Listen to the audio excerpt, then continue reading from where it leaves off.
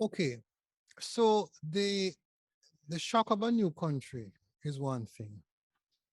Um, Secondly, it is about expectations not living up to, I guess, maybe the fantasies you had about what it would be like. So, um, especially for example, where the children join family members who were there before, quite often, there has been a lot of problems with rebonding and the family reconnecting. Some of the time, one family was left in this country, and then a new family was in the new country, and all of the difficulties associated with that. And sometimes it took a much longer time, and so on. In some cases, people experience downward social mobility. So a nurse or a teacher, whomever, becomes to do domestic work. And that then generates a whole other sense of all kinds of problems. And then there, depending on where you are located, you can either be very isolated, you can, be in a community where you're the only white, black family, etc. So those people who are living in areas where they have access to a black support system, like the Northeast Seaboard, etc., in the US, may be in a better position, not only in terms of access to food and support, but also in access to professionals who understand them. And so this then becomes a great difficulty, because if you think that all black people are mad as a professional, then clearly, what are they talking about? These are all of these people that, they just don't have it. If your experience in the institutions is problematic, the school situation, the work situation, the home situation, all of these then make it difficult for you to be a whole happy person. In which case, some people have tried to maintain these bridges and links with home and come on holidays regularly and meet their grandparents and their cousins and other people who are just like them. Because it's possible that you are placed in this place where you're not like anybody else. That isolation is really problematic. Church, there are many denominations where, as I think they say in America, on Sunday and Saturday, the two groups of people don't meet, because not even in that area is there mutual understanding and support.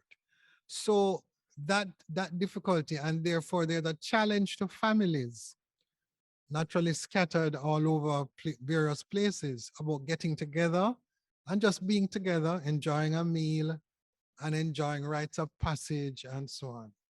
So, of course, one of the ways that some people get around that is that they keep property in the country and they are involved in the politics and so on, because it looks like the more they are in the new country is the less the new country wants them. So there's this constant battle about inclusion and belonging and identity. Then we recognize that in order to be able to return, one has to maintain a bridge. These same students I was telling you about some years ago, I said to them, don't burn your bridges, maintain your contacts. And I think that that is something that many people need to find healthy ways of doing, because I think there's a lot of mutual ignorance about what it is that happens at home and abroad.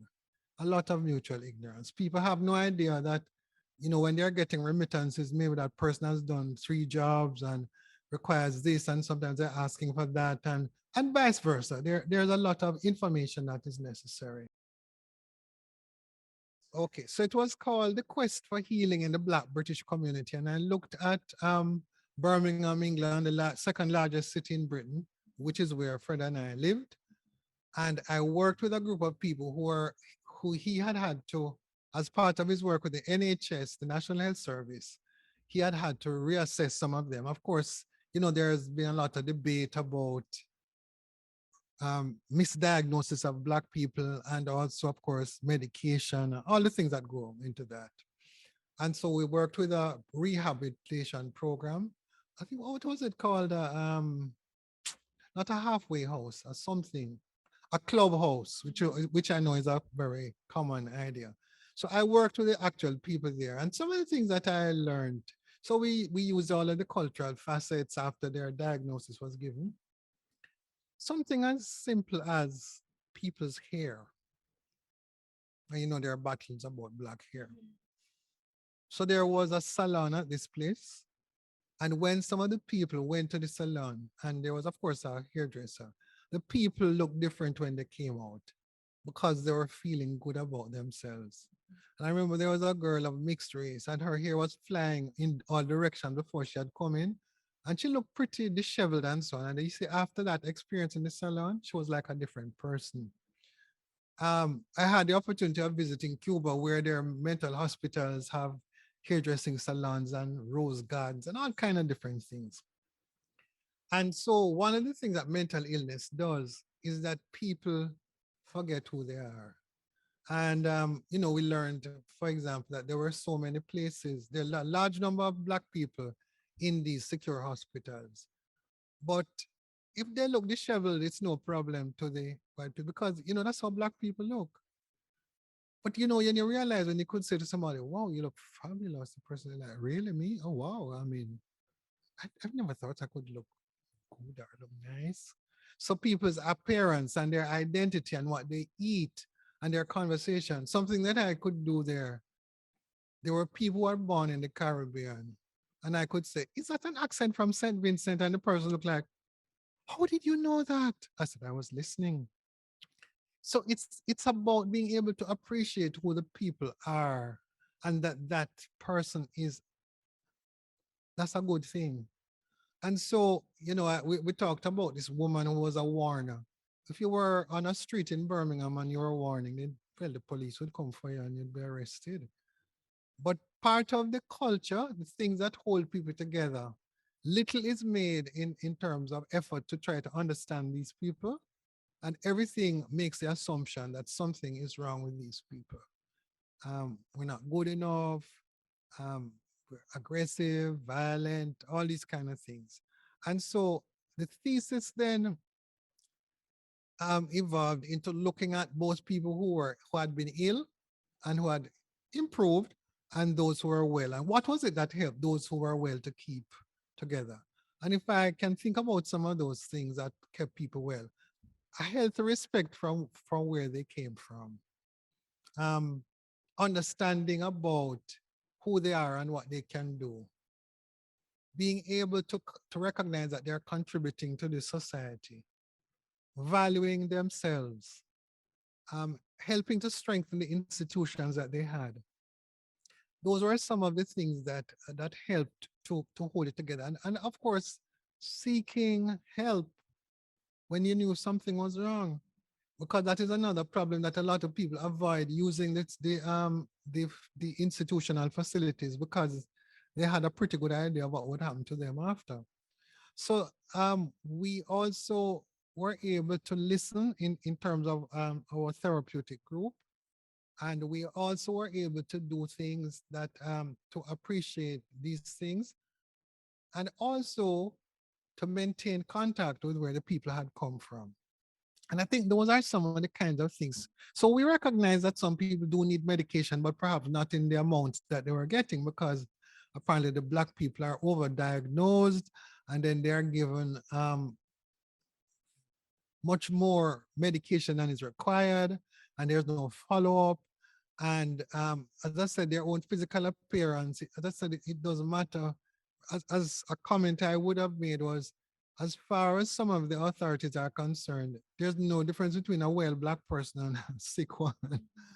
But it's also to know that there's not a damn thing wrong with you, that you are able to do and be like other people in the world. Okay, so part of it is that people need to be involved in their whatever institution, whether it's church or social institutions. They need to, there are in fact sometimes legal issues that require input simply because people don't know. And I believe that if people are going to be in a country for 5 years and more, whatever the period of time, they need to, well, I'm making an assumption there. A significant portion of our people are undocumented. That now generates a whole set of other problems. because it means you're getting paid less. It means you're on the run. It means laws can change, leaving you out. So where possible, people need to ensure that they are documented and in Jamaica, as we say, have their papers straight.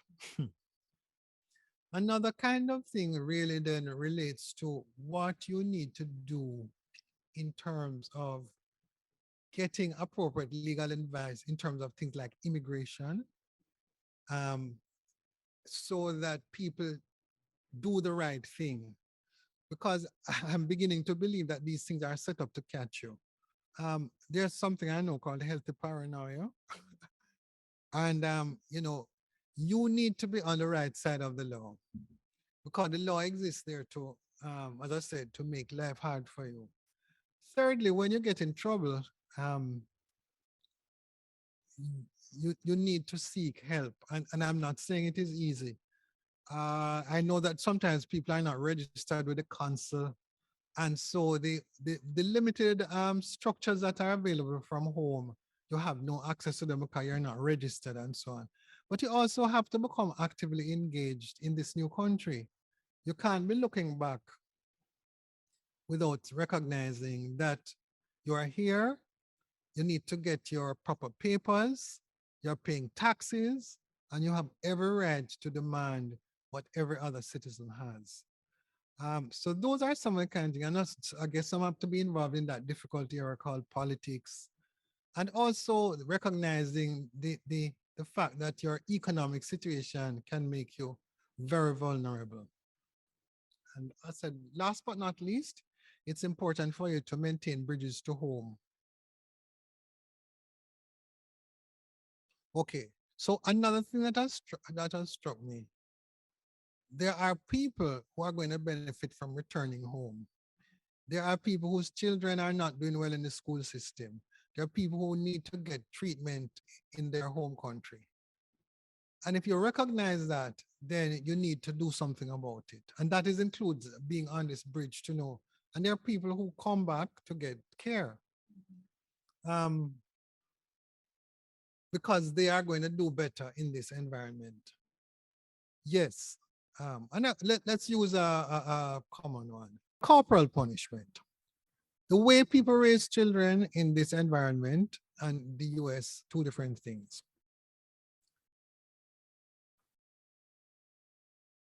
And there are things that were once seen to be private, which they are now public.